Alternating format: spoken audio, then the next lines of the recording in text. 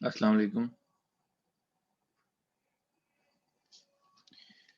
सब लोग ऐसे ही ज्वाइन करते हैं आराम आराम से।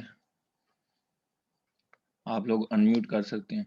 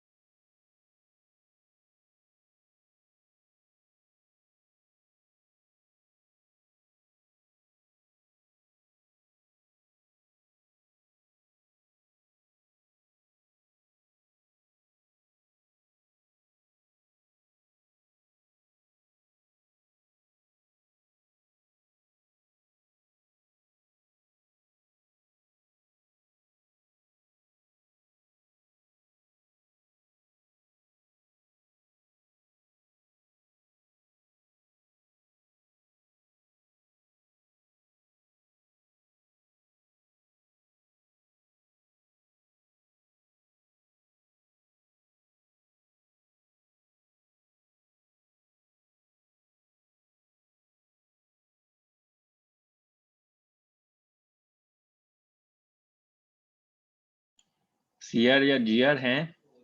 आप लोगों में से कोई एक अनम्यूट कर सकता है?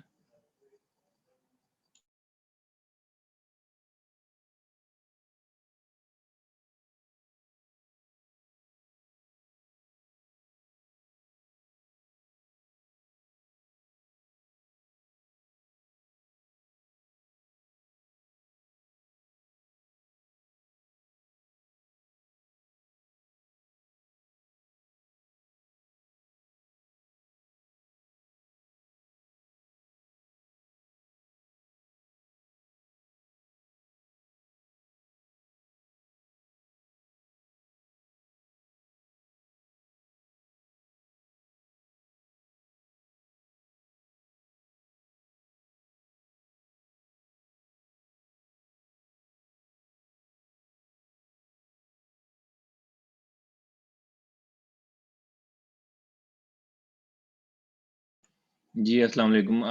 इतने ही लोग आते हैं बस क्लास में? सीआर या जीआर है कोई?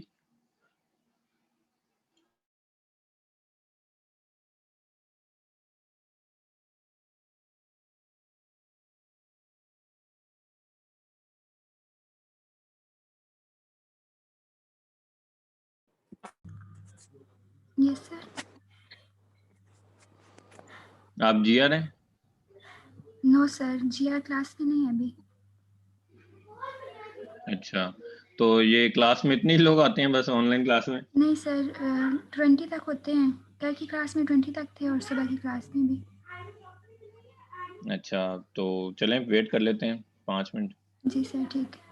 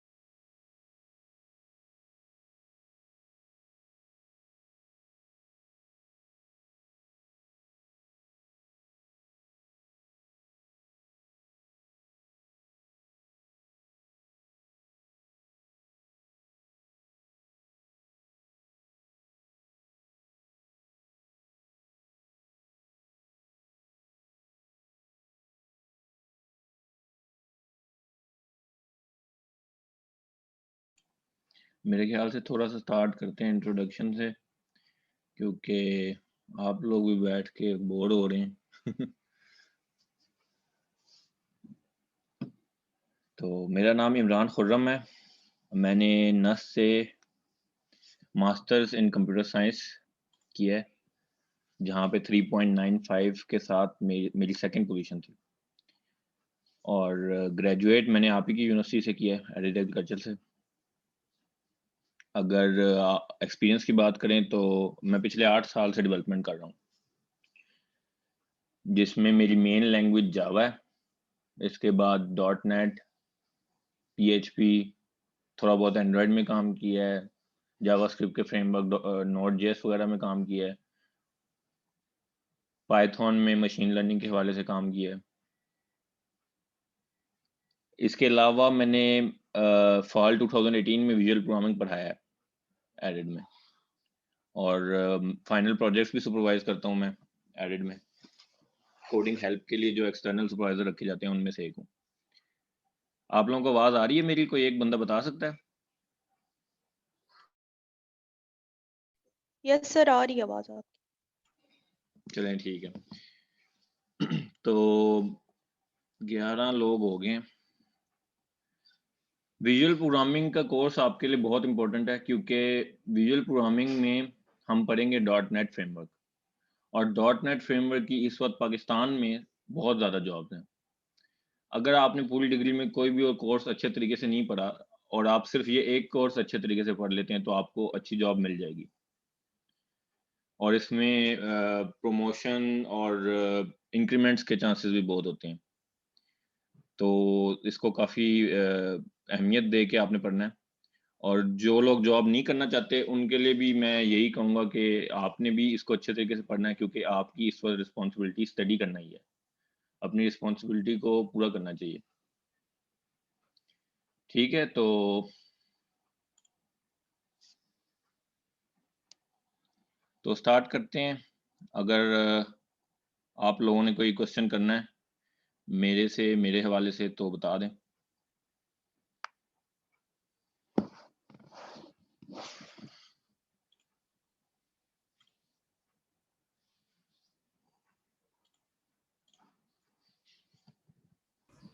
सर क्लास का टाइम चेंज नहीं हो सकता? नहीं, क्लास का टाइम चेंज नहीं हो सकता। क्यों, आपको कोई इशू है? कोई और क्लास है आपकी? नो सर, जाना होता है। जाना होता है? Yes sir. कहाँ पे जाना होता है? सर मामा पापा को स्कूल से लेने जाना होता है, इसलिए मैं कह रहा हूँ कि अगर टाइम ज़रा लेट हो जाए, क्योंकि बाकी स्टूडेंट्स भी की वो भी इस टाइम बिजी होते हैं ज़्यादातर। नहीं, हम लोगों को असल में हम लोगों को इंस्ट्रक्शन है कि क्लास का टाइम चेंज नहीं करना, क्योंकि आगे टाइम टेबल में क्लासेस होती हैं, पीछे भी क्लासेस होती हैं, तो हम चेंज नहीं कर सकते। अगर आपने चेंज करवाना है तो आप एडी साहब से डायरेक्टली बात करें। ओके सर, ठीक है।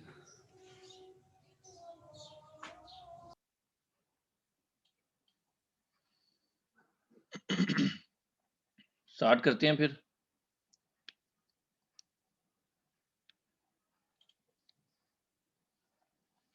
विजुअल प्रोग्रामिंग में हम कोशिश करेंगे कि जितनी हो सके प्रैक्टिकल नॉलेज कवर करें, कि कोई भी चीज़ अगर पढ़ रहे हैं तो उसका प्रैक्टिकली क्या यूज़ है, प्रोस एंड कॉन्स के हैं हर चीज़ के, उस तरीके से हम हर चीज़ को कवर करें, क्योंकि ये एक बहुत प्रैक्टिकल कोर्स है और इसमें जितनी भी चीज़ें हैं वो आगे काम आने वाली हैं।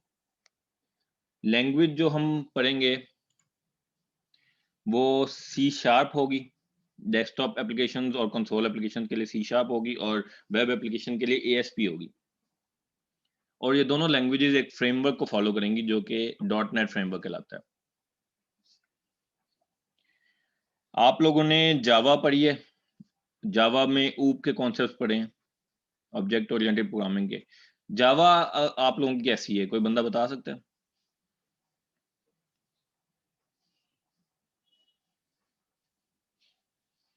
लगता है आप लोगों की जावा अच्छी नहीं है। जी सर, हमें जावा नहीं पसंद आई बिल्कुल भी। तो जावा में आप लोगों को प्रैक्टिकल कोई नहीं करवाएंगे? सर मिड से पहले थोड़ा बहुत जो बेसिक किए थे, ये लूप वगैरह एक्सेट्रा, डेटाबेस कनेक्टिविटी और थोड़ी बहुत GUI की एप्लीकेशन थी, वो लाइब्रेरीज की थी हमने, लेकिन मिड के बाद ऐसा कोई इंटरेस्ट ही नहीं बना कि सर ने इंटरेस्ट भी नहीं लिया और फिर हमने भी नहीं की। प्रैक्टिकल करवाए गए क्लास में? प्रैक्टिकल तो करते थे सर, कोडिंग करते थे, साथ साथ हमसे करवाते थे, तो वो साथ साथ हम करते रहे। अच्छा ठीक है, तो मतलब बेसिक क्लास वगैरह बनाना तो आती होगी। सर ऊप के कंसेप्ट तो आते हैं डेफिनेटली, क्लास बनाना, कंस्ट्रक्टर वगैरह, फाइंड, ये सर इसके कंसेप्ट तो पता ही है। चलें ठीक है, क्योंकि वही सेम तकरीबन वही चीजें यहाँ पे भी यूज होंगी, वही जावा सर से ही बाकी इंस्पायर्ड है।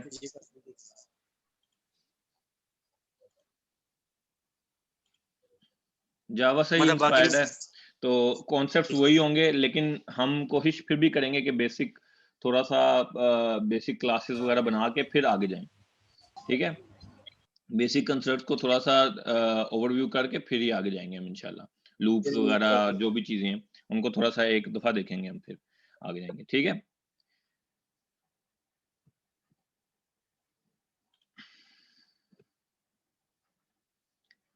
ग्रेड्स बिल्कुल ऐसे ही होंगे जैसे यूआईटी के रूल्स हैं, यानी कि मिड आपका मेरे ख्याल से 12 मार्क्स का है, 8 मार्क्स की असाइनमेंट क्विज़ेस हैं, 20 का प्रैक्टिकल है और 20 के फाइनल है।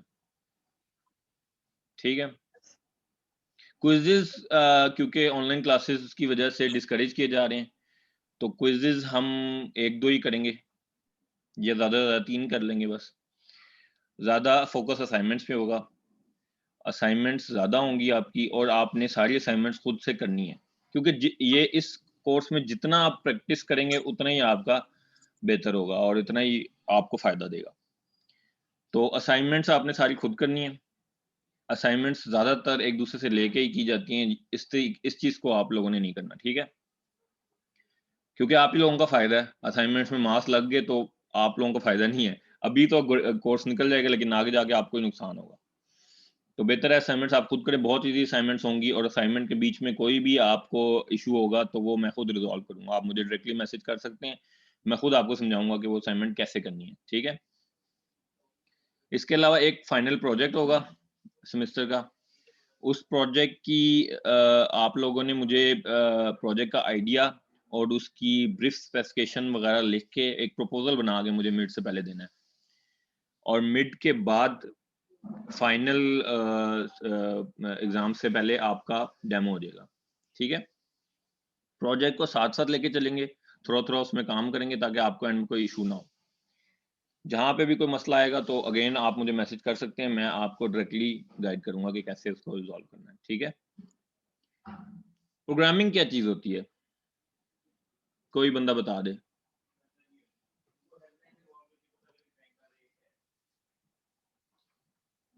किसी को भी नहीं पता? सर प्रोग्रामिंग यही होती है ना कि मतलब आपने कोड लिखा है किसी भी टूल पे, डेफिनेटली वो प्रोग्रामिंग ही होगी, लॉजिक बिल्डिंग है। अच्छा, कोई फॉर्मल डेफिनेशन नहीं आप लोगों को पता? सर प्रोग्रामिंग ये है कि set of instruction that can be executable in some output.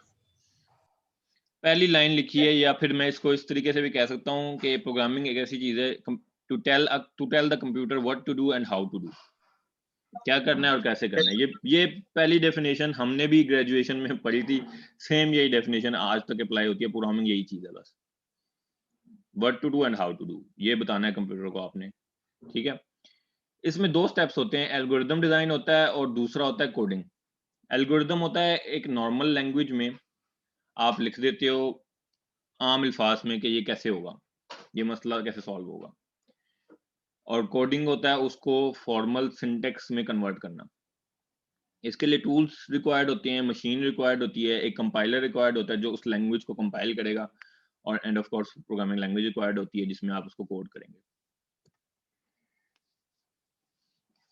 अच्छा, प्रोग्रामिंग के पैराडाइम्स होते हैं।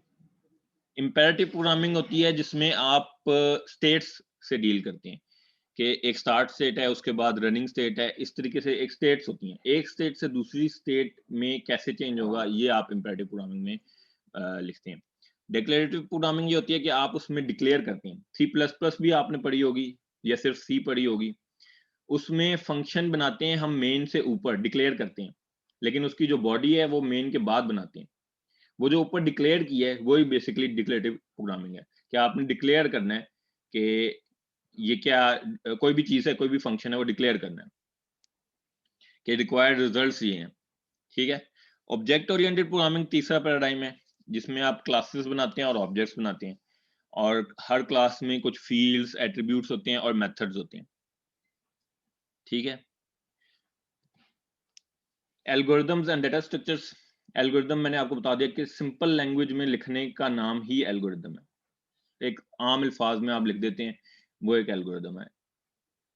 एक बड़ी पुरानी एग्जांपल जो टीचर्स देते हैं वो ये है कि चाय बनाने का एल्गोरिथम, ठीक है, कि चाय कैसे बनती है, पत्ती डालनी है, चीनी डालनी है, ये एक एल्गोरिथम है। स्टेप्स में आप लिख दो एक कागज पे, तो वो एक एल्गोरिथम है, ठीक है। लेकिन अगर कंप्यूटर साइंस में देखें तो इसमें कई प्रॉब्लम्स हैं, सॉर्टिंग, सर्चिंग, ये इन चीज़ों के भी एल्गोरिथम्स होते हैं कि सॉर्ट करना है नंबर्स को कि 1 2 3 के फॉर्म में आ जाएं, और सर्च करना है कोई बहुत बड़ी अरे या लिस्ट में से सर्च करना है कोई नंबर, ये भी एल्गोरिथम है, ठीक है।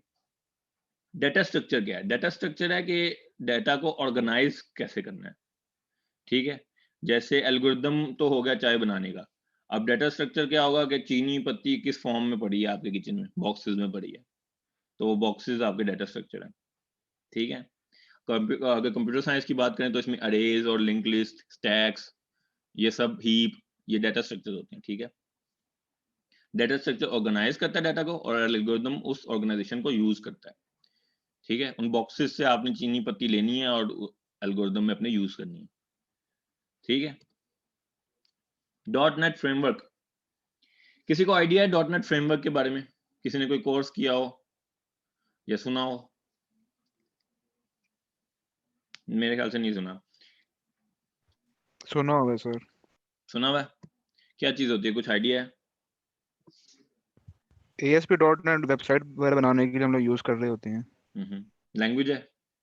ये लैंग्वेज नहीं है, डॉट नेट फ्रेमवर्क कोई लैंग्वेज नहीं नहीं है है सर, लैंग्वेज नहीं है, फ्रेमवर्क है जी।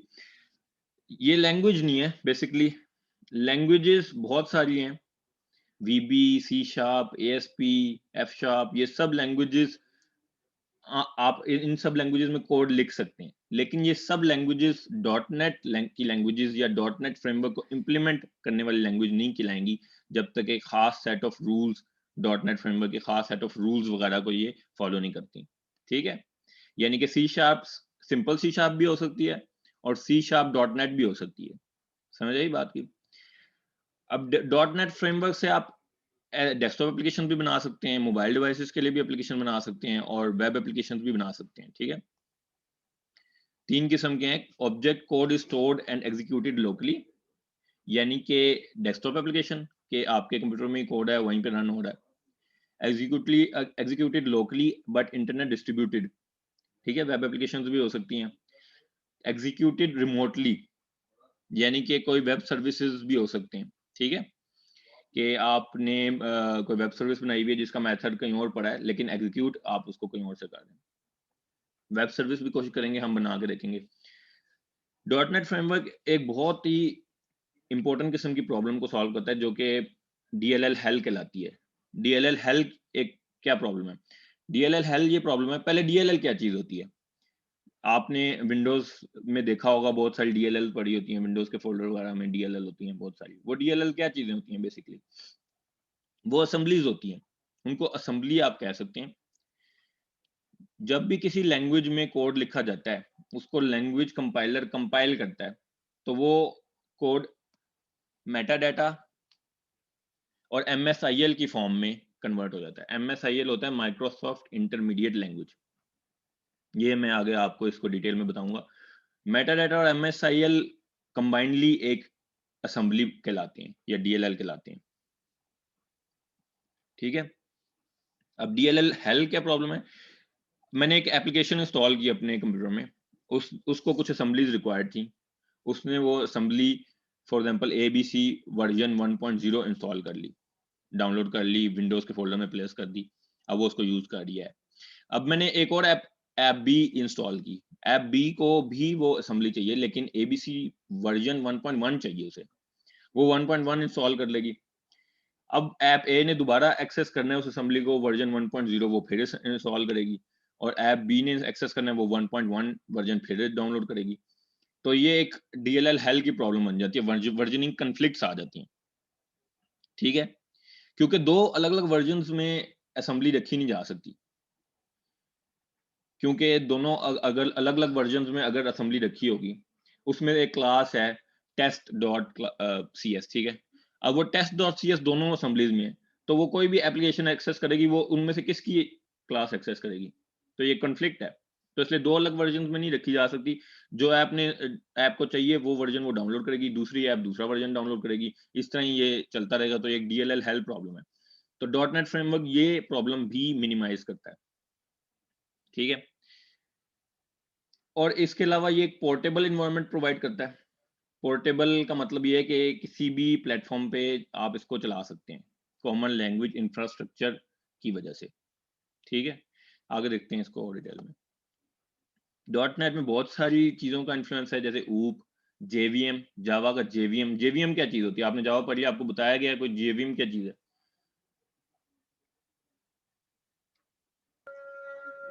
Sir Java virtual machine. क्या होती है जावा वर्चुअल मशीन?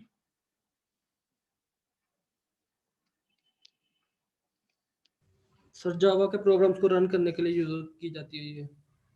ठीक है, लेकिन इसका बेसिक पर्पस ये है कि कोई भी प्लेटफॉर्म जिस पे JVM आपने इंस्टॉल कर दिया, वो जावा का कोड चला सकता है, ठीक है। यानी कि प्लेटफॉर्म इंडिपेंडेंट जावा को क्या चीज करती है? JVM, ठीक है। जावा का किसी भी किस्म का कोड होगा, JVM ने चलाना है बस। तो आप JVM किसी भी प्लेटफॉर्म पे रख दें, वो जावा का कोड चला लेगी। समझ आई? ये प्लेटफॉर्म इंडिपेंडेंट बनाता है जावा को।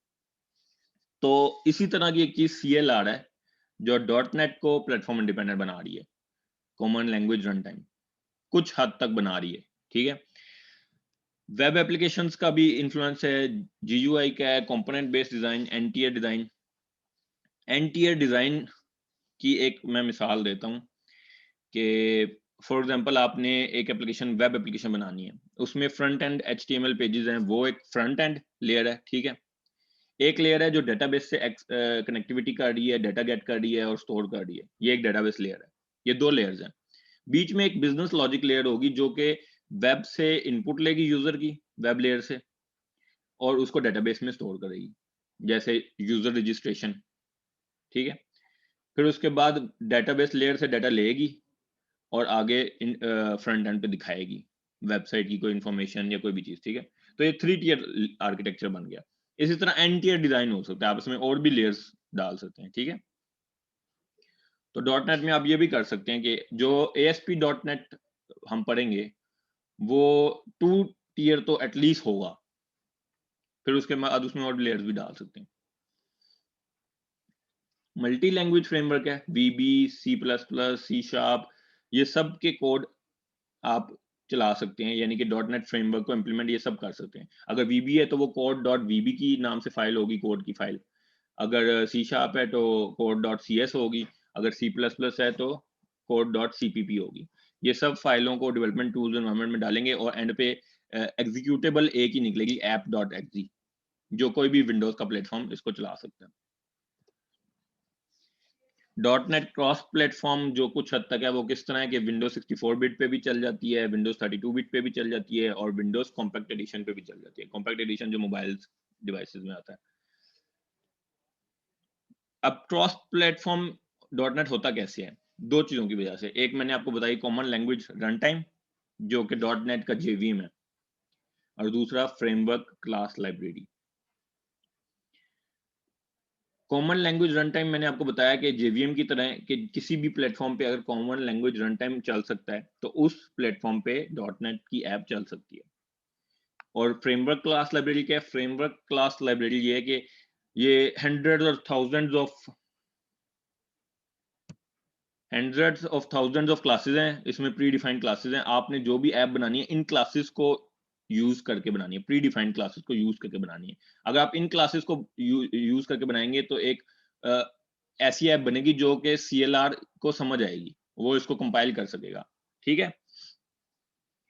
क्लास हमारी जूम की जब 40 मिनट्स के बाद खत्म होगी तो दूसरी मीटिंग की क्रेडेंशियल भी मैंने शेयर किए हैं, ऑटोमेटिकली आप उसमें आ जाइएगा, ठीक है, ज्वाइन कर लीजिएगा। .NET आर्किटेक्चर की ये एक डायग्राम बहुत इंपॉर्टेंट है। विजुअल स्टूडियो में क्या क्या कुछ होता है? सबसे पहले कॉमन लैंग्वेज रन टाइम होता है नीचे, CLR। इस CLR के ऊपर होती है base class library. Base class library और ये जो तीनों पर्पल लेयर्स हैं, ये FCL कहलाती हैं, फ्रेमवर्क क्लास लाइब्रेरी। ठीक है, यानी कि इसमें वेब सर्विसेज से रिलेटेड भी क्लासेस होंगी, डेटाबेस से रिलेटेड भी क्लासेस होंगी, ADO.NET डेटाबेस से रिलेटेड है, विंडोज फॉर्म भी होंगी, बेस क्लास लाइब्रेरी से रिलेटेड भी होंगी। तो ये FCL है, तीनों लेयर्स कंबाइंडली बनती। फिर इसके ऊपर लेयर आती है common language specification. Common language specification का मतलब ये है कि कोई कॉमन रूल्स हैं जिनको इन सब लैंग्वेजेस ने फॉलो करना है कोड में अपने। अगर इन रूल्स को फॉलो करेंगे तभी वो .NET फ्रेमवर्क को इम्प्लीमेंट करती होंगी। ठीक है, अब C# जो है प्लेटफॉर्म इंडिपेंडेंट नहीं है, लेकिन अगर वो .NET आर्किटेक्चर को फॉलो करती है, C#.NET बन जाती है, तो वो प्लेटफॉर्म इंडिपेंडेंट बन जाएगी। ठीक है, और ये बहुत सारी लैंग्वेजेस हैं, VB है, VC++ है, JScript है, C# है, ये सब लैंग्वेजेस हैं जो कॉमन लैंग्वेज स्पेसिफिकेशन को फॉलो करेंगी और FCL जो क्लासेस हैं इनको यूज करके कोड लिखेंगी, तो इनको CLR प्लेटफॉर्म इंडिपेंडेंट बना देगा। बेस क्लास लाइब्रेरी में भी बहुत सारी क्लासेस हैं, जैसे ईमेल वगैरह करने के लिए, डेटाबेस एक्सेस करने के लिए, IO की, थ्रेडिंग की, ग्राफिक्स की। ये इसी तरह जैसे जावा में आपने सिस्टम नेमस्पेस देखी होगी, system.out.println देखा है किसी ने किया है ऐसा? प्रिंट करने के लिए यूज करते हैं कंसोल यस पे। सर, हाँ जी, वही यस सर। system.out.println जो है उसमें सिस्टम नेम स्पेस है। ठीक है, इंपोर्ट या तो आप ऊपर इंपोर्ट कर देते हैं सिस्टम को, या नीचे पूरा लिखेंगे system.out.println। उसी तरह ये बेस क्लास लाइब्रेरी, ये वही सेम डायग्राम है। नीचे बस ऑपरेटिंग सिस्टम आ गया, ऑपरेटिंग सिस्टम के ऊपर कॉमन लैंग्वेज रन टाइम है CLR, फिर बेस क्लास लाइब्रेरी है और बाकी सारी FCL की लाइब्रेरीज है। CLR is the engine that runs and manage executing code। ठीक है, यही रन करता है, यही मैनेज करता है। इसके और भी बहुत सारे फंक्शंस हैं, जैसे compilation and verification, security, memory management.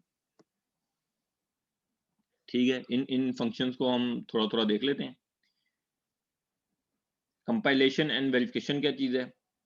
Building managed code, पहले यानी कि बिल्ड करना है, फिर उसको कंपाइल करना है, फिर उसको ऑर्गेनाइज करना है असेंबलीज की फॉर्म में, और फिर एग्जीक्यूट करना है। ठीक है, बिल्ड करने के लिए कॉमन टाइप स्पेसिफिकेशन यूज होगी, CTS।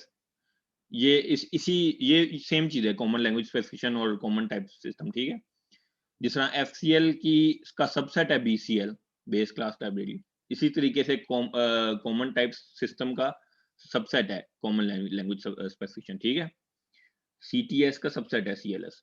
तो ये बिल्ड करने के लिए आप ये यूज करते हैं ताकि आप एक कॉमन रूल्स को फॉलो करें। ठीक है, कोड लिखते हुए ये चीज यूज होती है CTS। फिर उसके बाद आप कंपाइल करते हैं, कोई भी लैंग्वेज आपने यूज की है, VB या C#, सबका अलग अलग लैंग्वेज कंपाइलर होता है। वो लैंग्वेज कंपाइलर उसको कंपाइल करेगा MSIL एंड मेटाडाटा में, Microsoft intermediate language and metadata में। ठीक है, माइक्रोसॉफ्ट इंटरमीडिएट लैंग्वेज का मतलब ये है कि ये एक मिडल में आने वाली लैंग्वेज है, ये नेटिव कोड नहीं है, ये मशीन डिपेंडेंट कोड नहीं है। यानी कि हर मशीन का अगर नेटिव कोड देखा जाए तो सबका डिफरेंट होगा, ये इंडिपेंडेंट कोड है। ठीक है, ये ऐसा कोड है जिसको CLR समझ सकता है। ठीक है, तो पहले कोड हमारा कंपाइल होता है MSIL में और मेटाडाटा में। मेटाडाटा क्या चीज है? उसी MSIL से रिलेटेड मेटाडाटा है कि ये असेंबली में जो क्लासेस यूज हुई हैं उनकी लोकेशन क्या है, इस में जो क्लासेस यूज हुई हैं उनमें डाटा टाइप्स क्या यूज हुई हैं, इस तरह का मेटाडाटा होता है। ठीक है, MSIL और मेटाडाटा एक ऑर्गेनाइज होते हैं एक फॉर्म में जिसे कहते हैं असेंबली। ये मैंने पहले भी आपको बताया। ठीक है, असेंबली या पोर्टेबल एग्जीक्यूटेबल PE फाइल। ठीक है, यही असेंबलीज DLL होती हैं।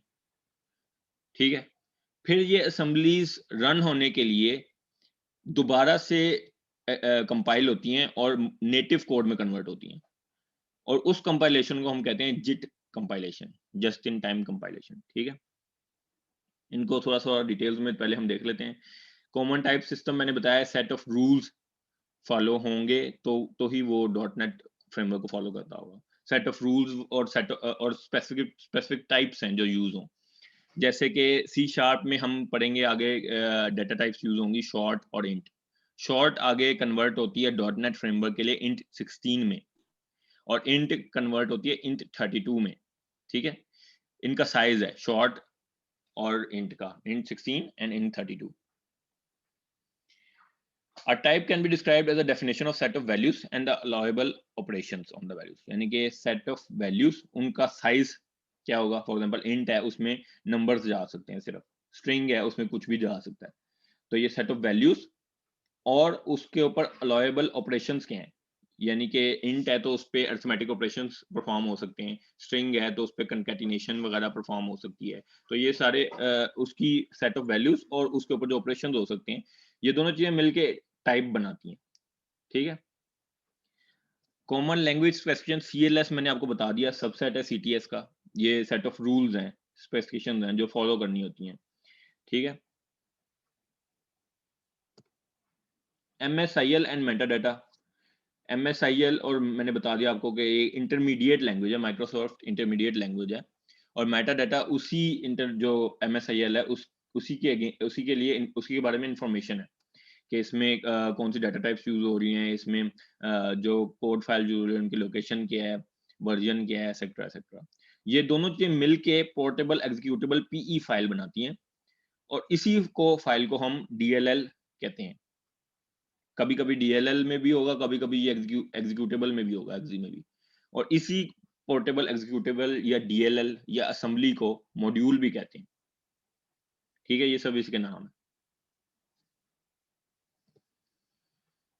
MSIL is a CPU independent set of instructions। ठीक है, ये CPU इंडिपेंडेंट है, आर्किटेक्चर पे डिपेंड नहीं करता। ये नेटिव कोड नहीं है कि ये नेटिव कोड होता है जो मशीन, इस मशीन के लिए अगर लिखा हुआ है तो इसी मशीन पे चलेगा।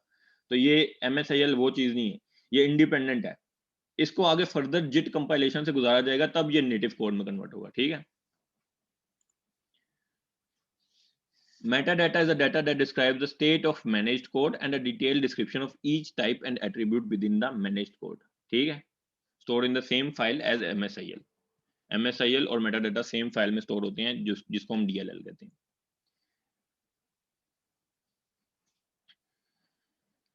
समझ आ रही है आप लोगों को? Yes sir. ये थोड़ा सा बेसिक्स हैं .NET फ्रेमवर्क की, कि ये फ्रेमवर्क बेसिकली है क्या, उसमें ये चीजें हैं क्या, CLR क्या चीज है, और ये .NEट फ्रेमवर्क अलग से इसको क्यों कहते हैं। ये थोड़ी सी थ्योरी है, ये आप समझ लें। इसके बाद हम लैंग्वेज पे आएंगे तो थोड़ा सा प्रैक्टिकल भी होगा। ठीक है, assemblies contain the code that the runtime executes in the form of MSIL, also called contains the metadata called manifest। metadata को manifest कहते हैं। ठीक है, आसान अल्फाज में करके तो assembly manifest contains all the metadata needed to specify assembly's version, locating information of classes, information about security। ये सब बातें मैंने आपको बता दी। अच्छा, MSIL और मेटाडाटा को नेटिव कोड में कन्वर्ट करने के लिए बीच में JIT यूज होता है। JIT यानी कि जस्ट इन टाइम कंपाइलर। ठीक है,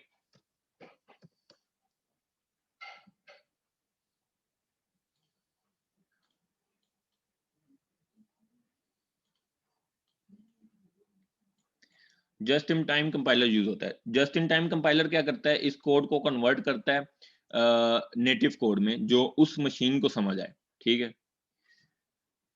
और ये सिर्फ उतना ही पार्ट कन्वर्ट करता है, कंपाइल करता है जितना कॉल हो, सारा नहीं करता। ठीक है, जितना कॉल हो उसको कन्वर्ट करता है, कंपाइल करता है और उसे मेमोरी में रख देता है। जब मेमोरी लो होगी तब उस कोड को वहां से डिस्कार्ड किया जाएगा। ठीक है, सिर्फ कंपाइलेशन नहीं करता, JIT हम टाइप सेफ्टी भी चेक करता है। इसी टाइप सेफ्टी चेक करने को ही हम वेरिफिकेशन का नाम देते हैं। टाइप सेफ्टी क्या चीज होती है? टाइप सेफ्टी ये होती है कि कोई भी मेथड आपके कोड में या कोई वेरिएबल कोई ऐसी मेमोरी लोकेशन को एक्सेस ना कर रहा हो जो उसे नहीं करनी चाहिए। जैसे OS का कर्नल मेमोरी में किसी जगह पे प्लेस हुआ है, वो उसकी कर्नल की कोई रूटीन वगैरह तो नहीं कॉल कर रहा, कहीं उसकी मेमोरी में तो नहीं इंटरनल कुछ कर रहा। ये टाइप सेफ्टी है। और दूसरी टाइप सेफ्टी ये है कि वेरिएबल्स का जो साइज है उनको कन्वर्ट करते हुए .NET फ्रेमवर्क के जो वेरिएबल्स हैं उनमें कन्वर्ट करते हुए वो उनमें कोई डाटा लॉस तो नहीं हो रहा। फॉर एग्जांपल मैंने आपको बताया कि शॉर्ट कन्वर्ट होता है int 16 में और int कन्वर्ट होता है int 32 में .NET फ्रेमवर्क के लिए। तो जब शॉर्ट कन्वर्ट हो रहा है int 16 में, तो शॉर्ट में इस तरह का कोई बड़ा डाटा तो नहीं है कि जो int 16 होल्ड ना कर सकता हो, ठीक है, जिसका वो फिर डाटा लॉस हो रहा है, ठीक है। ये चीजें चेक करना टाइप सेफ्टी कहलाता है या वेरिफिकेशन कहलाता है, जो कि जिट परफॉर्म करता है कंपाइलेशन से पहले, ठीक है। फिर उसके बाद हमने ये चीज पहले भी देखी कि जिट सिर्फ उन मेथड्स को कंपाइल करेगा जो कॉल होंगे, सारे को नहीं करेगा, और कॉल करने के बाद उनको मेमोरी में प्लेस कर देगा। जब मेमोरी में जगह नहीं होगी तब वो उनको डिस्कार्ड कर देगा, ठीक है। होल प्रोसेस ये है, पूरा प्रोसेस ये सोर्स कोड लिखने से लेकर नेटिव कोड एग्जीक्यूट होने तक। सोर्स कोड जब भी लिखा किसी भी लैंग्वेज में लिखा जाता है, C# में या VB में, हर लैंग्वेज का एक अलग लैंग्वेज कंपाइलर होगा। C# का अलग होगा, VB का अलग होगा। वो लैंग्वेज कंपाइलर इसे कंपाइल करके MSIL और मेटाडाटा में कन्वर्ट कर देगा, ठीक है। ये MSIL और मेटाडाटा क्या कहलाते हैं कंबाइनली, कोई बता सकता है? Microsoft intermediate language. हाँ, ये सही है, लेकिन ये MSIL और मेटाडाटा को कंबाइनली हम मॉड्यूल कहते हैं, या इसके अलावा इसके और क्या नाम है?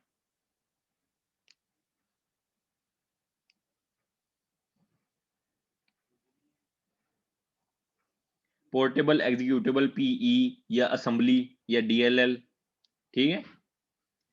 MSIL और मेटाडाटा को हम ये सब कहते हैं, असेंबली इसका मोस्ट कॉमन नेम है, ठीक है। ये MSIL फिर जिट कंपाइलर के पास जाता है और जिट कंपाइलर इसे कन्वर्ट करता है नेटिव कोड में, ठीक है। और नेटिव कोड अब हमारा प्लेटफॉर्म डिपेंडेंट है, यानी कि जिस प्लेटफॉर्म पे रन हो रहा है ये वही प्लेटफॉर्म इसको समझ सकता है, ठीक है। ये अब प्लेटफॉर्म इंडिपेंडेंट नहीं रहा native code. MSIL platform independent होता है, लेकिन जब ये जिट कंपाइलर से कंपाइल करता है तो उसे मशीन कोड में कन्वर्ट करता है जो वो मशीन समझ सके, और फिर ये कोड रन हो जाता है, ठीक है। जिट कंपाइलर की 3 टाइप होती हैं, प्री जिट, नॉर्मल जिट और इकोनो जिट। प्री जिट क्या करता है कि सारे सोर्स कोड को एक साथ कन्वर्ट कर देता है नेटिव कोड में। जैसे ही आपने एप्लीकेशन डिप्लॉय की या रन की, वो सारा का सारा कोड कन्वर्ट कर देगा नेटिव कोड में, सिंगल कंपाइलेशन साइकिल में, ठीक है, यानी कि एक ही बार में। इकोनो जिट क्या करेगा, सिर्फ वही मेथड्स कन्वर्ट करेगा जो कॉल होंगे। जैसे जैसे एग्जीक्यूट होते हुए कोड को जो जो मेथड कॉल होगा वो उसी को कंपाइल करेगा नेटिव कोड में, ठीक है।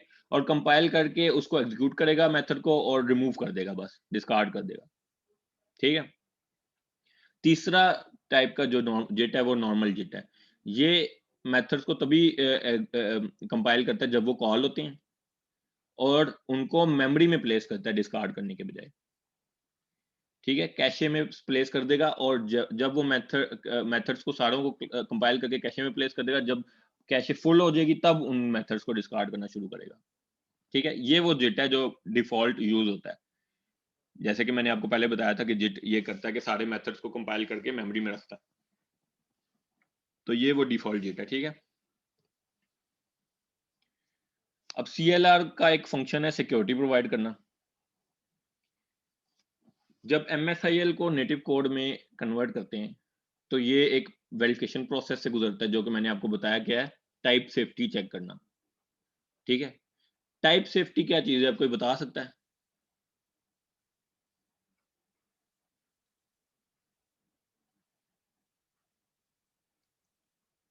टाइप सेफ्टी ये है कि आपका कोड कोई ऐसी मेमोरी लोकेशन को एक्सेस तो नहीं कर रहा कि जो उसको नहीं करनी चाहिए, ठीक है।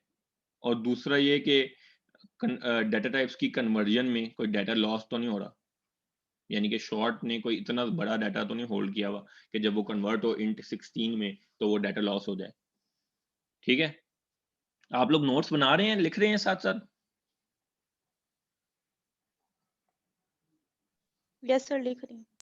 ठीक है, फिर टाइप सेफ भी लिखना चाहिए, टाइप सेफ्टी क्या होती है ये भी लिखें और इसका जवाब भी देना अगली बार, ठीक है। सर वो पॉइंट मिस हो गया था, सॉरी। ठीक है, आप लिख लिया? यस सर, लिख लिए। सही है। अच्छा, दो किस्म की सिक्योरिटीज हैं जो CLR प्रोवाइड करता है। कोड एक्सेस सिक्योरिटी है, एक रोल बेस्ड एक्सेस है। कोड एक्सेस वही चीज है जो मैंने आपको बताया कि कोई ऐसी जगह को, मेमोरी लोकेशन को एक्सेस करने की कोशिश तो नहीं कर रहा आपका कोड जो उसे नहीं करना चाहिए। जैसे कि कर्नल जिस मेमोरी लोकेशन में पड़ा हुआ है OS का, वहां पे तो नहीं कोई एक्सेस करने की कोशिश कर रहा। रोल बेस्ड सिक्योरिटी क्या है कि ये यूजर बेस्ड सिक्योरिटी है कि जो यूजर इस वक्त एग्जीक्यूट कर रहा है वो कोड, उसको कितनी प्रिविलेजेस हैं, ठीक है, कौन कौन से OS के फंक्शन या कोई कौन कौन सी स्टोरेज लोकेशन वगैरह, हार्ड डिस्क को एक्सेस करने की परमिशन है इसे या नहीं, इस तरह की चीजें हैं, ठीक है, role based security. Memory management, अब CLR ने मेमोरी मैनेजमेंट भी करनी है। अब फॉर एग्जांपल मेमोरी फुल हो गई है, आपके ऑब्जेक्ट्स और क्लासेस, अब आपने कोड इतना बड़ा लिख लिया, अब कोड पे कोई लिमिट तो नहीं है ना कि आपने बस 2 क्लासेस बना सकते हैं, इससे ज्यादा नहीं है, इस तरह की कोई लिमिट तो नहीं है, आप जितना मर्जी लिखें। अगर आपने 100 क्लासेस बना ली, बहुत बड़ा आपका प्रोजेक्ट था, अब उन 100 क्लासेस की ये सारे ऑब्जेक्ट्स तो मेमोरी में पड़े नहीं रह सकते, इतनी तो मेमोरी नहीं होती। सारे ऑब्जेक्ट, सारे वेरिएबल्स, वो सब चीजें मेमोरी में प्लेस नहीं हो सकती। तो आपको मैनेज करनी है मेमोरी, यानी कि जो ऑब्जेक्ट्स यूज नहीं हो रहे उनको मेमोरी से निकालना है, ठीक है, ये मेमोरी मैनेजमेंट है। आपने सी में मैलॉक या न्यू इस तरह के कीवर्ड्स पढ़े हैं?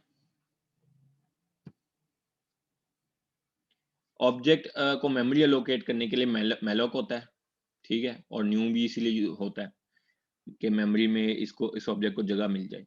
और डी एलोकेट करने के लिए फ्री या डिलीट होता है। मैनुअल, अगर आपने मैनुअली उसको डी एलोकेट करना है, खुद से करना है, यानी कि मेमोरी से खुद से निकालना है किसी ऑब्जेक्ट को। इसलिए अगर खुद से नहीं निकालना तो ऑटोमेटिक प्रोसेस भी एक होता है, .NET जो प्रोवाइड करता है, वो ऑटोमेटिक प्रोसेस है गार्बेज कलेक्शन, ठीक है। उसको देखने से पहले हम ये देख लेते हैं कि कौन से ऑब्जेक्ट हीप में जाते हैं और कौन से स्टैक में, ठीक है। दो किस्म की मेमोरी में ना दो किस्म की पार्टीशंस, आप ये समझ लें कि वर्चुअल किस्म की पार्टीशंस होती हैं, एक स्टैक और एक हीप, ठीक है। ये होती मेमोरी में ही है, लेकिन एक लोकेशन को वो कह देता है कि जी ये स्टैक है, इसमें मैं स्टैक वाले ऑब्जेक्ट रखूंगा, और एक हीप है और इसमें मैं हीप वाले रखूंगा, ठीक है। अब स्टैक वाले क्या चीजें हैं जो स्टैक में रखी जाती हैं, वो आपके स्टैटिक वेरिएबल्स होते हैं, जैसे int i is equal to 4, ठीक है। ये i, जी कोई क्वेश्चन है?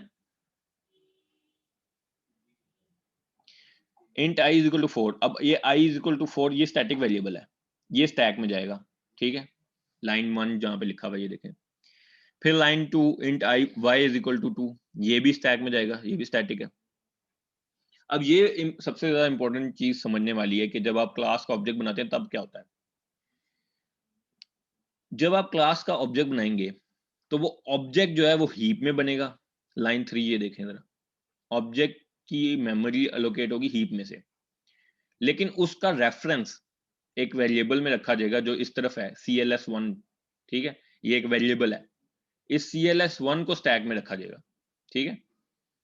मेमोरी ऑब्जेक्ट का रेफरेंस इसके अंदर रखा जाएगा, यानी कि CLS1 को स्टैक में रखा जाएगा और इस CLS1 में एड्रेस होगा उस ऑब्जेक्ट का जो हीप में है। समझे?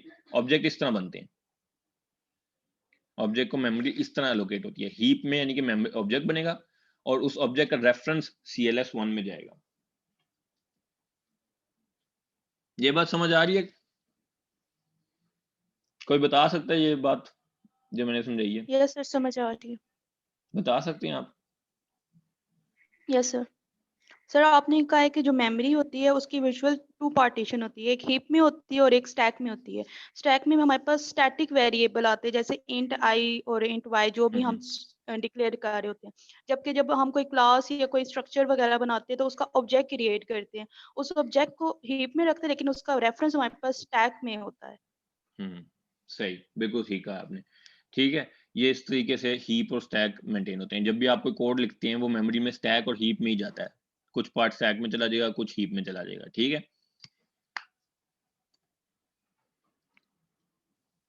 अब एक्सप्लिसिट मेमोरी मैनेजमेंट है कि आप खुद से मेमोरी को मैनेज करें, जो आप ऑब्जेक्ट बना रहे हैं मेमोरी में उसको खुद ही मेमोरी से हीप से निकालें, उससे खाली करते जाएं हीप को, ठीक है। ये अगर आप करेंगे तो आपको ज्यादा कोड लिखना पड़ेगा इसके लिए, जाहिर है मेमोरी में डालने का, मेमोरी में से निकालने का, ये भी कोड आपको लिखना पड़ेगा। और वो एफिशिएंसी भी आपको इसके लिए देखनी पड़ेगी कि एफिशिएंट भी हो, वो कोड इतना लंबा लिखा है लेकिन वो स्लो ना हो जाए, ठीक है।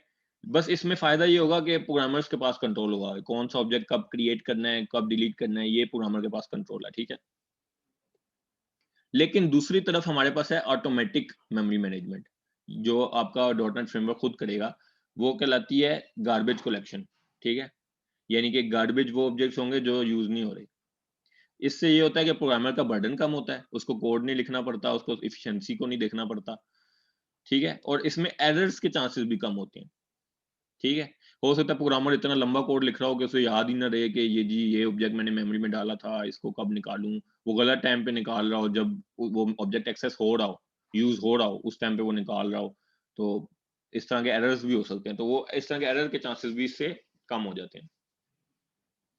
ये ज्यादातर जो मॉडर्न प्रोग्रामिंग लैंग्वेजेस हैं, जावा वगैरह, सब में ये होता है। जावा में भी होती है गार्बेज कलेक्शन, सी शार्प में भी होती है, ठीक है। ये कुछ की इश्यूज हैं जो इस मेमोरी मैनेजमेंट में मद्देनजर रखने होते हैं। ऑटोमेटिक और एक्सप्लिसिट दोनों में ये होता है कि फास्ट एलोकेशन चेक करनी होती है कि फास्ट एलोकेट हों और डी एलोकेट हों, ठीक है। और फ्रेगमेंटेशन लो। ओएस पढ़ा है आप लोगों ने?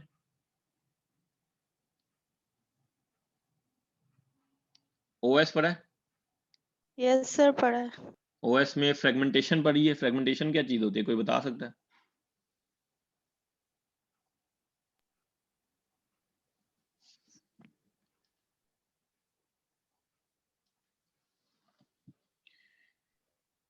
सर फ्रेगमेंटेशन, पढ़ा था बहुत अरसा हो गया। हाँ चले सर मैं पढ़ा बता था देता हूँ, बहुत अरसा हो गया। मैं बता देता हूँ चले। फ्रेगमेंटेशन ये होती है कि अगर फॉर एग्जांपल 3 ऑब्जेक्ट्स साइज 3 के पड़े हुए हैं एक साथ, ठीक है। 3 का साइज के 3 ऑब्जेक्ट्स पड़े हुए हैं, 3 का एक, 3 का दूसरा और 3 साइज का तीसरा। कोई भी यूनिट है, 3 में वैसे ही कह रहा हूँ, ठीक है। तीनों ऑब्जेक्ट इकट्ठे पड़े हुए हैं बगैर किसी स्पेस के, मेमोरी में इकट्ठे पड़े हुए हैं। अब जो दरमियान वाला 3 साइज का ऑब्जेक्ट है, अगर आप उसको निकाल दें और कोई नया ऑब्जेक्ट आए जो 2 साइज का हो, वो आप वहां डाल दें, तो जो बीच में एक 1 साइज की स्पेस जाया हो रही है, वो फ्रेगमेंटेशन कहलाती है, ठीक है। यानी कि स्पेस जाया हो रही है बीच में। तो आपको ये चीज भी ध्यान करनी है कि जब आप ऑब्जेक्ट्स आपके हीप में से डीएलोकेट हों, तो वो आपकी मेमोरी में स्मॉल फ्रेगमेंट्स ना बना दें। वो फिर क्योंकि स्पेस जाया होती रहती है। इस तरह 1 साइज के अगर 10 इस तरह के स्पेस पड़ी में 10, लेकिन उसमें हम 10 साइज का ऑब्जेक्ट नहीं डाल सकते क्योंकि 1 साइज के अलग अलग पड़ी हुई है सारी स्पेस, ठीक है। तो वो जाया हो रही है स्पेस, उस चीज को भी आपने मद्देनजर रखना है, ठीक है।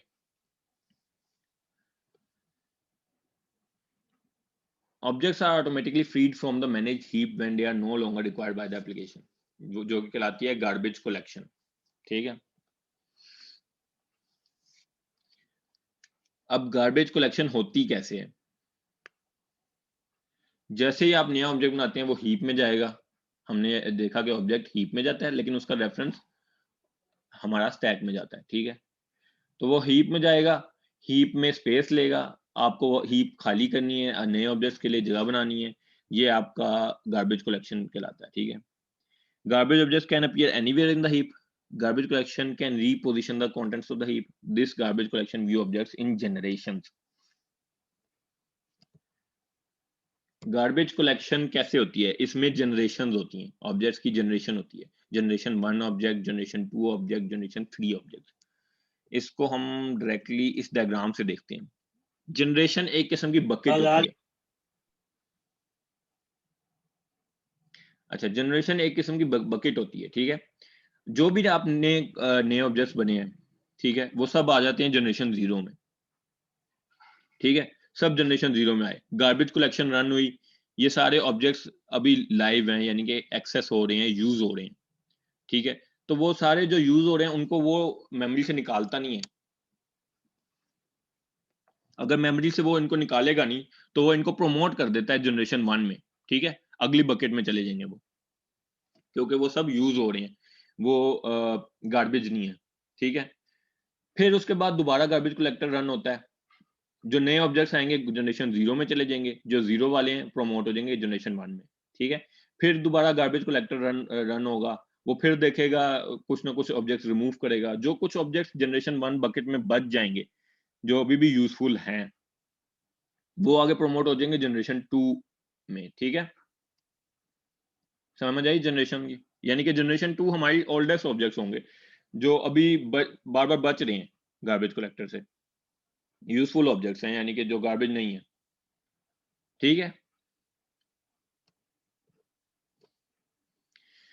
when an object is initialized, it's in generation 0. These are new objects that have never been played around by the garbage collector.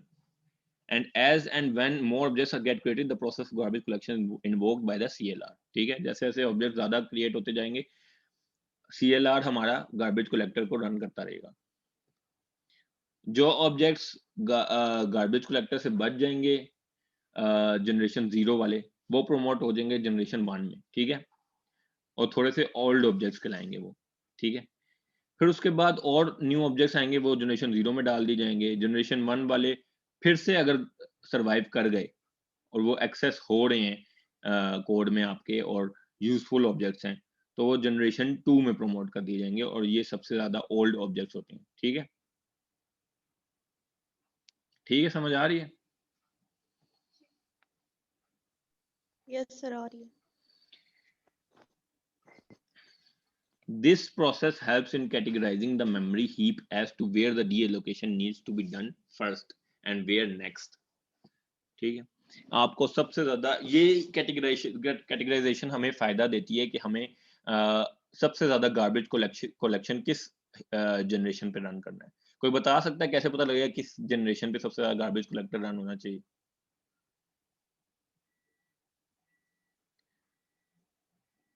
Generation 0 पे। क्यों? क्योंकि वो न्यू ऑब्जेक्ट्स हैं। जनरेशन 2 वाले तो सरवाइव कर रहे हैं बार बार, इसका मतलब वो यूजफुल ऑब्जेक्ट्स हैं, तो उन पे भी रन होगा, लेकिन सबसे कम फ्रीक्वेंसी से रन होगा। ठीक है, जनरेशन 0 पे सबसे ज्यादा रन होगा। ठीक है,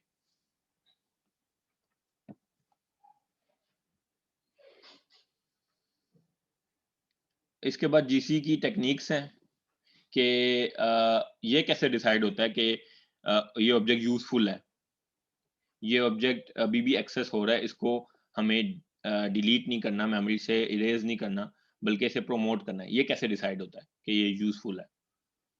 ये वो टेक्निक्स हैं। ठीक है, इसमें सबसे पहले है रेफरेंस काउंटिंग, फिर दूसरी है ट्रेसिंग। ट्रेसिंग की भी आगे दो टाइप्स हैं, mark sweep and mark compact.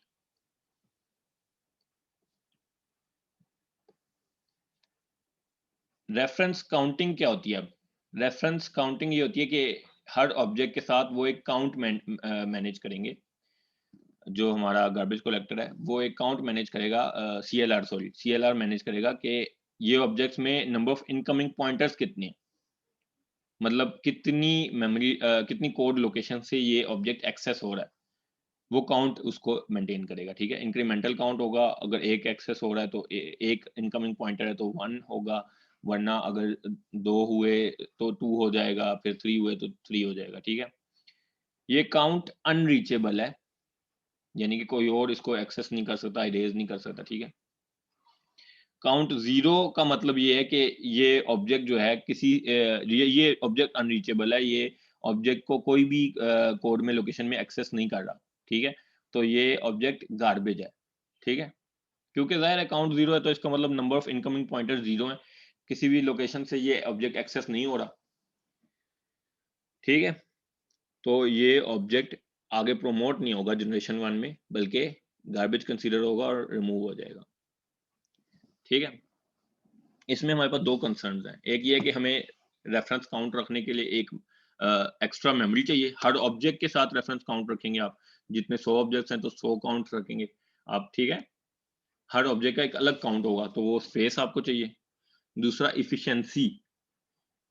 Efficiency काफी डिक्रीज हो जाती है, क्योंकि आप रेफरेंस काउंट की एडजस्टमेंट्स करते हैं कि ये अब 1 है, इसमें 2 अगर एक्सेस हो रहे हैं तो इसको 2 कर देंगे, अगर 3 इनकमिंग पॉइंटर्स हैं तो 3 कर देंगे आप इसको। तो बार बार आपको काउंट मैनेज करना है, उसको इंक्रीमेंट करना है या डिक्रीमेंट करना है। ठीक है, तो इफिशिएंसी भी काफी लो हो रही है, स्लो प्रोसेस हो रहा है थोड़ा सा। ठीक है, हो सकता है आपका कोड भी इसकी वजह से स्लो एग्जीक्यूट हो। रेफरेंस काउंटिंग, ठीक है, समझ आ गई रेफरेंस काउंटिंग?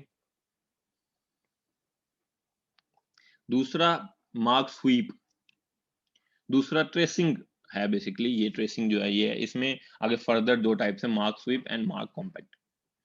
मार्क स्वीप क्या है कि आप tracing to mark live objects, यानी कि आप स्कैन करते हो हीप को, उसमें सारे लाइव ऑब्जेक्ट्स को मार्क कर देते हो, ठीक है, कि ये लाइव है, ठीक है। फिर उसके बाद स्वीप करते हो आप, स्वीप टू रिक्लेम डेड और अनमार्क्ड ऑब्जेक्ट, यानी कि आपने एक दो सारी मेमोरी स्कैन करके लाइव ऑब्जेक्ट्स को मार्क कर दिया, फिर उसके बाद दोबारा आपने आइट्रेशन चलाई और जितने भी अनमार्क्ड ऑब्जेक्ट्स हैं, यानी कि जो एक्सेस नहीं हो रहे, जो लाइव नहीं है, उनको रिमूव कर देंगे आप, ठीक है।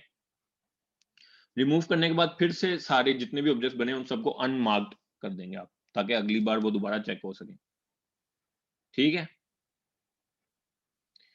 इसमें कंसर्न्स क्या है, फ्रेगमेंटेशन, जो मैंने आपको बताया कि फ्रेगमेंटेशन क्या चीज होती है। आप स्वीप कर दोगे ऑब्जेक्ट्स को तो वो बीच में स्पेस क्रिएट होगी। Cost proportional to heap size, आपको कॉस्ट पड़ती है हीप साइज की, यानी कि टाइम कॉस्ट जो जिसको कहते हैं, कि आपको पूरी हीप को स्कैन करना पड़ता है। एक बार सारी हीप को स्कैन करोगे आप मार्क करने के लिए ऑब्जेक्ट्स को, दूसरी बार स्कैन करोगे आप जो अनमार्क्ड ऑब्जेक्ट्स हैं उनको रिमूव करने के लिए, ठीक है। तो आपको बार बार हीप को स्कैन करना पड़ता है, तो पूरी उतनी कॉस्ट पड़ जाती है आपको, टाइम जो है, टाइम आपकी टाइम कॉम्प्लेक्सिटी ज्यादा हो जाती है।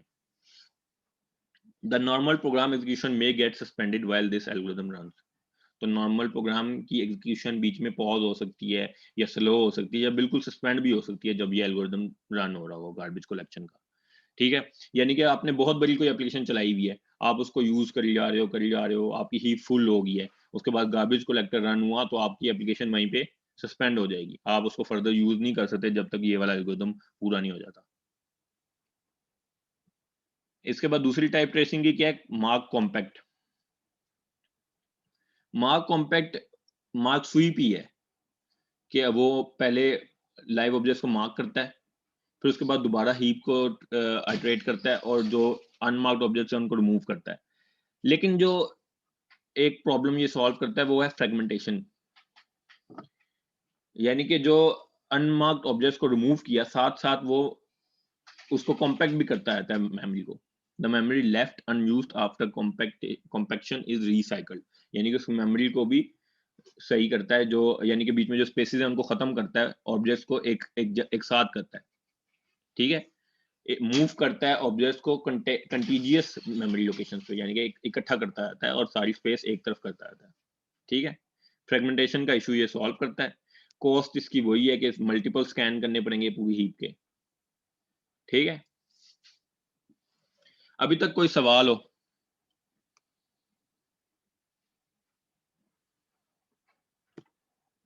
– 46 स्लाइड्स हो गई हैं और अभी तक कोई सवाल ही नहीं आप लोगों का।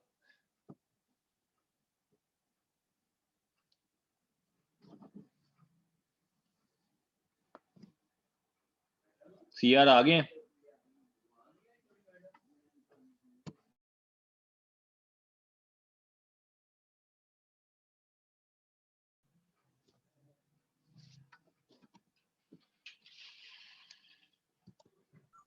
जी सर, दोबारा आपने क्या पूछा? मैंने पूछा सीआर आ गए? मेरे ख्याल से सर सीआर क्लास नहीं है। अच्छा, तो आप लोगों को समझ आ गया है अभी तक? जी सर समझ आ गया है, ना समझे तो सर रिकॉर्डिंग चेक कर लेंगे दोबारा। ये वीडियो भी आप दोबारा देख सकते हैं, ये रिकॉर्ड हो रही होगी। जी बिल्कुल सर, ये कहेंगे अपलोड करके आप उसमें पे भेज दीजिएगा गूगल ड्राइव पे। गूगल क्लासरूम पे शेयर कर दूंगा। सही है सर, जहाँ मर्जी कर दें। यूट्यूब पे अपलोड करूं या गूगल ड्राइव पे, क्या प्रेफर करते हैं आप लोग?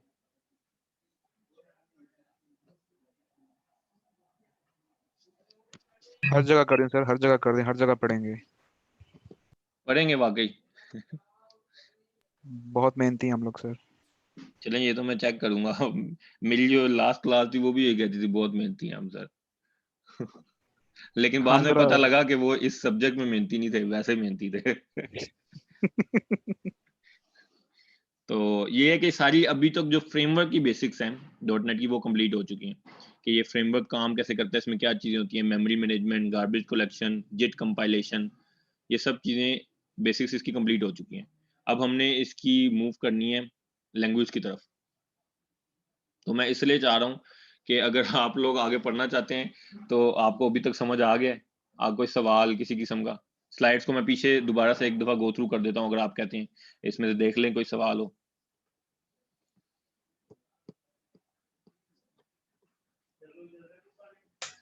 सर एक मरतबा सारा गो थ्रू करवा दें सर।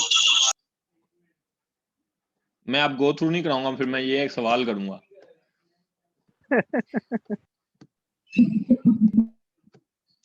अच्छा ये बता दें dot net framework cross platform कैसे होता है, ये स्लाइड में लिखा हुआ सर है, इस बता तरह से कि सारे ऑपरेटिंग सिस्टम पे सर ये चलता है। सर मेरा कैसे माइक सही है? कैसे चलता है? बासी यार अपना माइक सही कर। सर मेरे पास माइक का थोड़ा सा इशू है। यार 2 मिनट बाइक रोक दो ना अपनी यार। जी सर अब यहाँ से आवाज सही आ रही है? जी आ तो रही है। जी सर। अच्छा सर क्रॉस प्लेटफॉर्म इस तरीके से है कि डिफरेंट ओएस पे रन करता, मींस ubuntu पे भी लाइक सर अगर आप इसकी एग्जांपल दो एंड्रॉइड की और iOS की, एंड्रॉइड की जो एप्लीकेशन होती हैं वो जिसका आईफोन वगैरह पे रन नहीं होती। चलें ये तो आप तो बता रहे हैं कि क्रॉस प्लेटफॉर्म है क्या, ये मतलब डिफरेंट प्लेटफॉर्म पे रन होता है, लेकिन किस वजह से है? ये स्लाइड में लिखा हुआ है, किस तरीके से है, ये क्या सर ऐसा करता है? सर सर ये असल CLR में की वजह से। जी बिल्कुल CLR की वजह CLR, से। एग्जैक्टली CLR की वजह से, common language run time CLR की वजह से। और अगर दूसरी चीज देखें तो फ्रेमवर्क क्लास लाइब्रेरीज, कि इन फ्रेमवर्क क्लास लाइब्रेरीज को यूज करते हुए कोड लिखा गया हो और CLR पे चलाया जा रहा हो, तो फिर ये क्रॉस प्लेटफॉर्म बन जाता है। ठीक है, ये कोई बता सकता है कि ये जो 3 पर्पल लेयर्स हैं ये क्या चीजें हैं? ये इन तीनों का एक खास नाम मैंने बताया अभी। HCL। FCL, बिल्कुल, ये तीनों FCL हैं जो मैंने अभी दोबारा भी बताई हैं। फ्रेमवर्क क्लास लाइब्रेरी हैं ये तीनों, जिसमें बेस क्लास लाइब्रेरी भी आती हैं और डाटा बेस वाली भी आती हैं, ADO.NET की, web services, web forms, Windows forms, सब कुछ आता है। ये सब चीजें वैसे हम आगे पढ़ेंगे, web services, web forms, Windows forms, ADO.NET, XML, ये सब हम पढ़ेंगे इंशाल्लाह।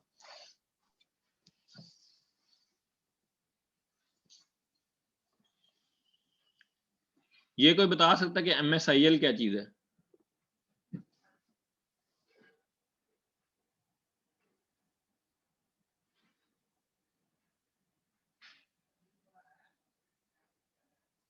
MSIL एंड मेटा डाटा जो लिखा हुआ है, ये MSIL क्या चीज है?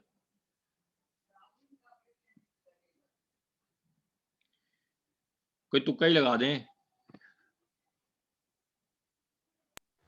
Microsoft intermediate language. जी बिल्कुल सही कहा आपने। ये होती क्या है माइक्रोसॉफ्ट इंटरमीडिएट लैंग्वेज?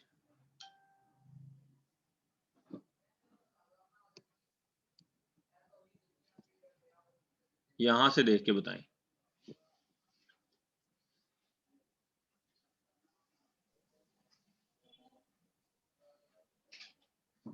सर ये डिपेंडेंट बनाता है कोड को, प्लेटफॉर्म को। पहले वो इंडिपेंडेंट होता है, फिर नेटिव कोड में कन्वर्ट करने के लिए डिपेंडेंट बनाता है। हाँ जी, ये MSIL इंडिपेंडेंट कोड है, प्लेटफॉर्म इंडिपेंडेंट कोड है। जो ये इंटरमीडिएट कोड है बेसिकली, दरमियान में, जो इसे आप कह देंगे दरमियान में। सोर्स कोड कंपाइल होगा MSIL में, MSIL आगे जिट कंपाइलर के पास जाएगा, जिट कंपाइलर उसे नेटिव कोड में कन्वर्ट करता है, और नेटिव कोड प्लेटफॉर्म डिपेंडेंट होता है। ठीक है, यानी कि जिस प्लेटफॉर्म पे रन कर रहे हैं ये उसी पे रन होगा नेटिव कोड। ठीक है, लेकिन MSIL एक ऐसी असेंबली है जिसको आप किसी भी मशीन पे अगर ले जाएं तो वो वहां पे चल जाएगी अगर वहां पे जिट कंपाइलर हुआ। ठीक है, ये सब चीजें इसका पार्ट है, डॉट नेट फ्रेमवर्क का CLR का पार्ट है। ठीक है, जिट कंपाइलर ये CLR का पार्ट है। ठीक है, ऊपर लिखा हुआ भी है हेडिंग में CLR-JIT। ठीक है, टाइप सेफ्टी क्या होती है मैं 2-3 दफा बताया है। सर जब कोई कोड किसी मेमोरी जो इलीगल हो उसको एक्सेस कर ले तो उसको, उसके लिए हम टाइप सेफ्टी यूज करते हैं, या हमें कोई स्टोरेज रिमूव करनी हो तब हम टाइप सेफ्टी यूज कर रही होती है। कुछ हद तक हाँ जी, ठीक कहा आपने कि कोई ऐसी टाइप सेफ्टी एक किस्म की वेरिफिकेशन होती है कि आप देखते हैं कि कोई ऐसी मेमोरी लोकेशन को कोड एक्सेस तो नहीं कर रहा कि जो उसे ना नहीं करना चाहिए। ये जिट कंपाइलर ये भी चेक करता है टाइप सेफ्टी। और दूसरा ये चेक करता है कि data type two data type conversion में कोई डाटा लॉस तो नहीं हो रहा, शॉर्ट टू इंट 16 कन्वर्ट करते हुए कोई डाटा लॉस तो नहीं हो रहा। जो मैंने एग्जांपल दी थी कि शॉर्ट में कोई बहुत बड़ा डाटा तो नहीं है, इतना बड़ा नंबर तो नहीं उसमें कि जो कन्वर्ट करें तो इंट 32 उसको स्टोर ही ना कर पाए। इस तरह की चीजें हैं। मैनिफेस्ट क्या होता है?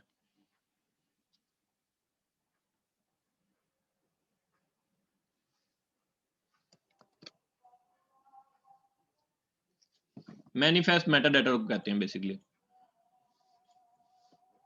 ठीक है। लैंग्वेज कंपाइलर सोर्स कोड को कन्वर्ट करता है मेटा डाटा और MSIL में, ठीक है। मेटा डाटा क्या होता है? डाटा अबाउट MSIL, ठीक है, और उसी मेटा डाटा को मैनिफेस्ट कहते हैं।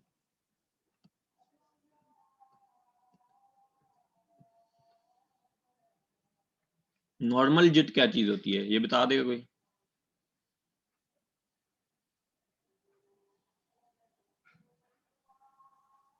सर जब कोई कोड रन हो रहा होगा तो उसमें सिर्फ वो वाला पार्ट सिर्फ जिसको कॉल की जा रही होगी सिर्फ वो वाला नेटिव में कन्वर्ट होगा और वो उसको फिर मेमोरी में स्टोर करेगा और वो भी कैशी मेमोरी में। जब वो फुल हो जाएगा तो उसे उधर से डिस्कार्ड कर देगा। बिल्कुल सही। एक ही बंदा लगता है नोट्स बना रहा है इधर कोई और नहीं कुछ भी बोल रहा।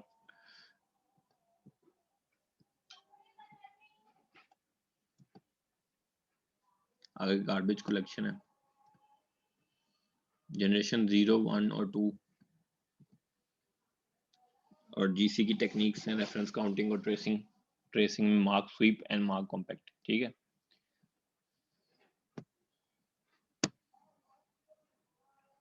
एक बड़ी इंटरेस्टिंग चीज होती है ज़ामरीन। जब आपने कोई मोबाइल एप्लीकेशन लिखनी है, ठीक है, तो आपको उस ऐसा कोड लिखना पड़ेगा जैसे एप्पल की किसी डिवाइस के लिए आप लिख रहे हैं तो आपको उसके लिए ऑब्जेक्टिव सी यूज करनी पड़ेगी, एंड्रॉयड के लिए लिख रहे हैं तो आपको एंड्रॉयड की यूज करनी पड़ेगी SDK, और जावा में लिख सकते हैं। माइक्रोसॉफ्ट विंडोज के फोन होंगे तो उनके लिए C# वगैरह या कोई और लैंग्वेज इस तरह यूज हो सकती है, ठीक है। हर यानी कि प्लेटफॉर्म के लिए एक अलग लैंग्वेज आपको चाहिए उसकी नेटिव एप्लीकेशन बनाने के लिए, ऐसी ऐप जो उसकी में इंस्टॉल हो सके। तो उस ऐप को बनाने के लिए आपको उसी लैंग्वेज में कोड लिखना पड़ता है। तो ज़ामरीन ये इशू आपका सॉल्व करता है। कैसे? कि आप .NET में मोबाइल डेवलपमेंट करें, ठीक है, वो आगे कंपाइल हो जाएगी उस कोड में, उस ऐप में जो भी आपने डिवाइस में उसको चलाना हो, ठीक है। यानी कि कोड आप एक ही लैंग्वेज में करेंगे, ठीक है। C# में फॉर एग्जांपल आप कोड करेंगे, फिर उसको आप किसी भी डिवाइस पे चला सकते हैं, किसी भी डिवाइस की नेटिव ऐप उससे कंपाइल करके बना सकते हैं, ठीक है। ये एक बड़ा इंटरेस्टिंग टूल है। Building app using single programming language, ठीक है, यूजिंग .NET फ्रेमवर्क। .NET का ये भी एक फायदा है, ठीक है। तो ये लेक्चर स्लाइड्स भी मैं अपलोड कर देता हूँ, वीडियो भी अपलोड कर देता हूँ, क्लासरूम पे भी कर देता हूँ, और कोर्स आउटलाइन भी मैं अपलोड कर देता हूँ, ठीक है। सर गूगल क्लास का कोड नहीं शेयर किया, वो भी कर दीजिए। गूगल क्लास का मेरे ख्याल से मैंने किया था, मैं दोबारा कर देता हूँ। मैंने किया था तभी ये इतने सारे स्टूडेंट्स ऐड हो गए, ठीक है सर। 28 स्टूडेंट्स ऐड हो गए। मैं कर देता हूँ दोबारा से शेयर, ठीक है। ये जो पहला लेक्चर था ये सारा हमने कवर कर लिया है, सिर्फ ये विजुअल स्टूडियो एक्सप्लोर नहीं किया। ये अभी मैं करवा देता हूँ, अगर आप कहते हैं तो 4 मिनट रह गए, लेकिन ये अगली बार ही कर लेंगे, एक सैंपल प्रोजेक्ट बना के देखेंगे, ठीक है।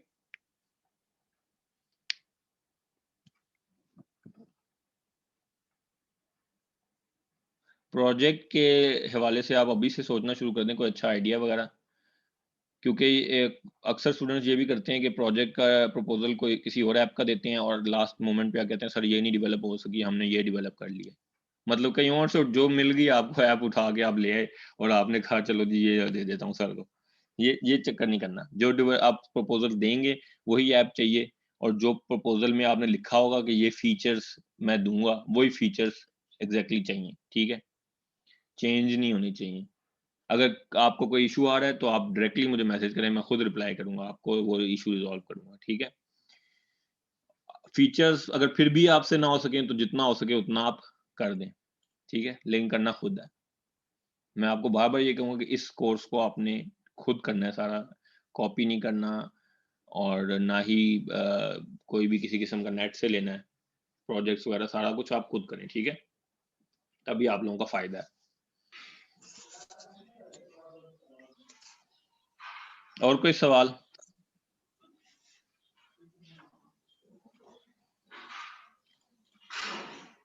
कुछ लोग मुझसे मेरी डिटेल्स भी पूछ रहे थे, सीवी वगैरह माँग रहे थे, तो अब तो नहीं चाहिए? क्यों इन्होंने जॉब पे रखना सर, सीवी मांग रहे हैं? यही तो एक सोचने वाली बात है कि आप टीचर से आप सीवी माँग रहे हो। प्रोमिनेंट होना चाह रहे हैं बस। मेरे ख्याल से मैंने इनफ इंट्रोडक्शन दे दिया है अपना।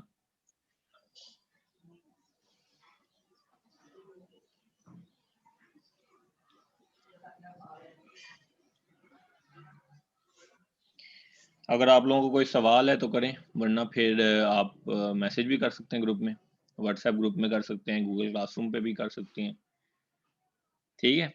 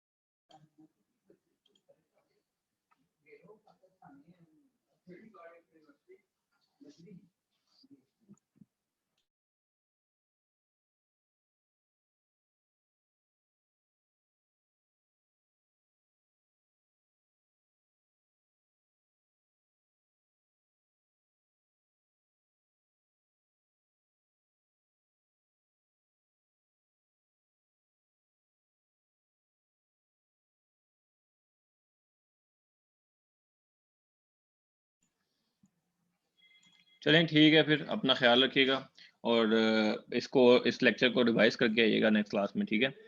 मैं फिर कुछ क्वेश्चन वगैरह करूँगा। जितनी मेहनत करेंगे उतना आपका अपना फ़ायदा है, ठीक है?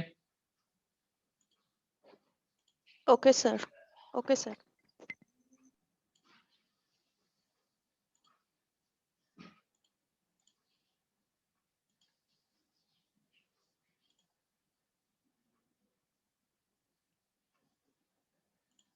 ठीक है जी, अल्लाह हाफ़िज़।